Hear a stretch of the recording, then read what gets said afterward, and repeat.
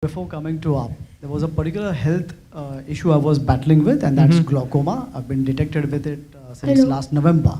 So eventually, if it is not controlled, it leads to permanent loss of vision. I've had a laser correction done in my left eye. So that was one of the health challenges on my ATC. And my condition was so bad that I have to put drops 4 to 5 to 6 times in a day to keep my eyes moist and to keep the pressure of my eyes down. So after the reframing exercise, a reframing was done on me by Alpa Bhararia for these health conditions as well as disturbed sleep. And that was day 2. Today is day 6. 4 days, I've not put drops in my eyes at all.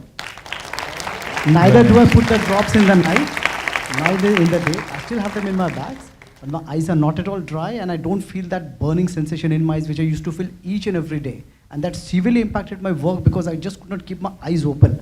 In the AC, my eyes used to just drag and get so dry. I just could not concentrate on my work.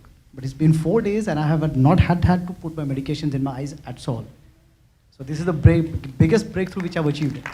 Fantastic. Thank you. And you'll be surprised how this opens up in ways that you've not yet imagined.